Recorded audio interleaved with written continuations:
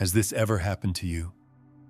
You feel his presence fading, slowly, like mist in morning light. Yet your heart wants to run after him, to call his name, to pull him back. Stay with me until the end of this video, because what you'll learn today is not about seduction. It's about emotional sovereignty. And once you grasp it, you'll never chase again. Because when he pulls away and you vanish instead of clinging, what he experiences isn't peace, it's disintegration. Most women don't know this because they were taught that distance means danger, silence means failure, and withdrawal must be cured by more giving, more softness, more proof of love. But the woman who has awakened, who has studied her own nervous system, who knows her worth and trusts her intuition, she does something different. She vanishes. Not to play a game, but to reclaim her field. Carl Jung once said, "Until you make the unconscious conscious, it will direct your life and you will call it fate." And when you chase a man who's pulling away, you're not responding to love. You're reacting to your wound. The wound that says, if you just try harder, love will stay. If you bend a little more, shrink a little more, he'll turn around.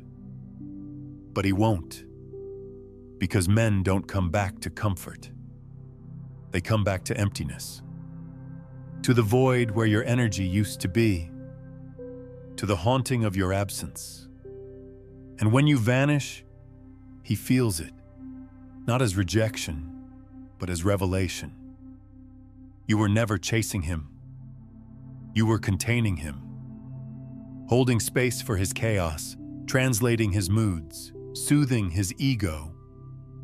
But now that you're gone, truly gone, he's left alone with his own silence.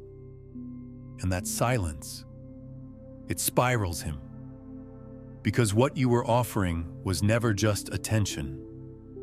It was emotional regulation. And when that disappears, he doesn't just miss your body, he misses the calm he borrowed from your energy, the certainty he projected onto your gaze, the reflection of a man he saw only when you held him in love, even when he couldn't meet you in truth.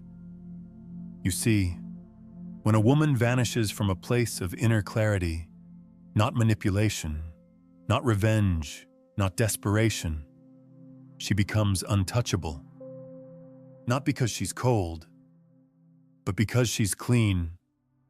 She no longer leaks her power into someone else's potential. She no longer negotiates with neglect. She no longer begs a man to choose what he's not ready to honor. And that kind of departure, silent, graceful, unannounced, is what breaks him open. He might not admit it. He might mock it. He might replace you. But none of that is real, because the unconscious doesn't forget the woman who walked away without warning, without a wound, and without waiting. Her disappearance becomes a mirror, one he cannot shatter, one he cannot escape. Because in it, he sees the version of himself you once believed in. And the void you leave behind, it isn't hollow. It's sacred. It whispers, this is what it feels like when a woman reclaims her essence. And that whisper, it haunts him. It haunts him because it's the first time he feels something he cannot control, cannot decode, cannot chase. He doesn't know how to follow what has no breadcrumbs, no pleas, no echoes of longing. You vanished not like a storm, loud and messy, but like a season, suddenly, without announcement, and yet everything changed after you. This is the spiral, not the drama-filled panic he's used to seeing in the wake of emotional conflict, but a slow, interior unraveling, the kind that strips him of distraction, of dominance, of the illusion that you would always be there, soft, forgiving, eternally accessible. He thought your presence was a given. He mistook your grace for a lack of boundaries. But you were never staying because you couldn't leave. You were staying because you chose to hold space. And the day you stopped choosing, the entire ecosystem of his control collapsed. Carl Jung teaches us that emotional control is not about power. It's about projection. When a man feels secure because you are always emotionally available, he's not in love with you. He's in love with the version of himself that he can maintain in your presence. The moment you vanish, he's stripped of that projection. He has to face who he is without the woman who made him feel worthy. And often, he doesn't like what he sees. Because your withdrawal isn't just an exit. It's an exorcism. It pulls from him all the masks he once wore in your presence. The confident one, the charming one, the emotionally unavailable one, and leaves behind only the shadow. And when that shadow rises, he spirals, not into punishment, but into truth, the truth that he was never actually in control, the truth that he never really saw you because he only saw what you gave him. The truth that he mistook your openness for obligation and your emotional labor for love. And now, that truth surrounds him. It fills the empty bed. It follows him through new conversations. It presses against his chest in the middle of the night, reminding him, she is gone. Not physically, energetically, and there's no replacement for that. There's no new body, no new fantasy, no louder laugh or more submissive lover that can mask the loss of the field you once held. Because your presence was more than feminine energy. It was archetypal. You embodied something older than the story he tried to play out with you. You were the mirror of the divine feminine. And when the divine withdraws, the soul doesn't just ache, it awakens. He'll scroll through your photos. He'll remember the way your voice sounded when you were grounded. He'll replay the moment you smiled with knowing in your eyes and wonder why he never listened to what was beneath your silence. But now, that silence is all he hears. And that silence speaks volumes.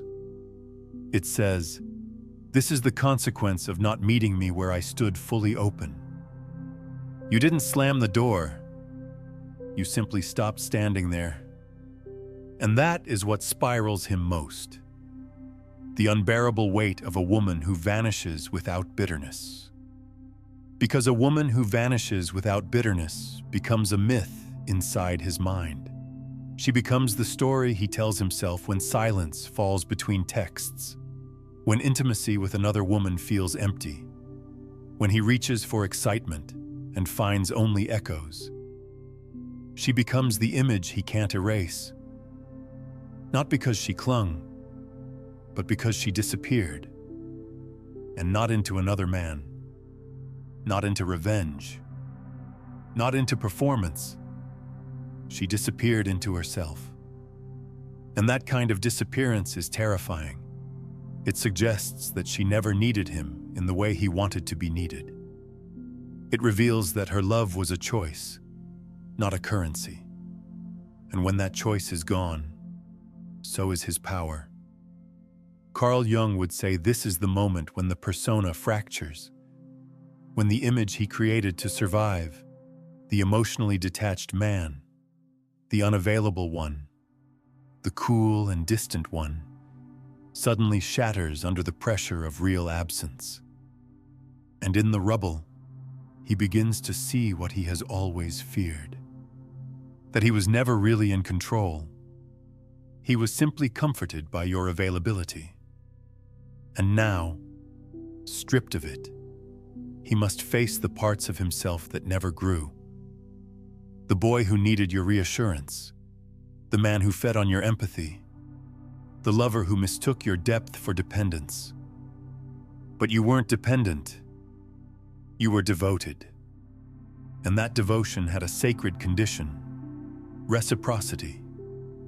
You weren't asking for perfection, you were asking for presence. But he couldn't give that, not because he didn't want to, but because he didn't know how. Because presence requires vulnerability.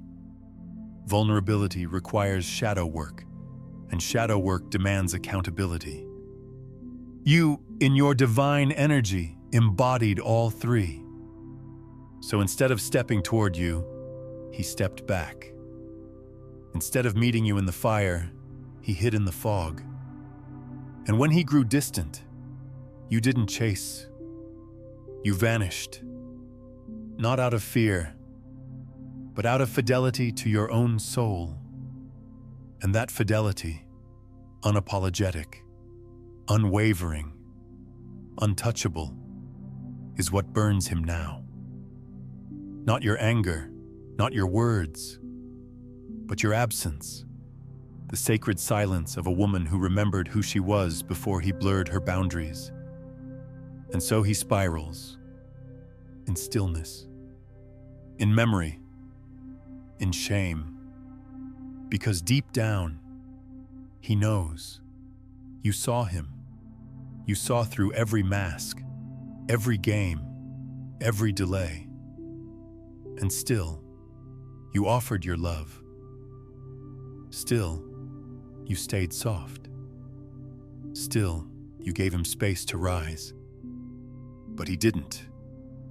And now that you've taken your love, your gaze, your emotional gravity back into yourself, he is weightless, untethered, and every moment that passes without you makes him realize he was never just missing a woman. He was missing a mirror. And now, the only thing staring back at him is the truth. You didn't vanish because you were weak. You vanished because you were done. And there is nothing more final, more devastating, than the quiet resolve of a woman who is done. Not because she was broken, but because she refused to keep breaking herself just to make room for a man's delay. He can feel it now. In the pauses of his day, in the restlessness of his nights, in the places where your energy used to hum around him like soft electricity.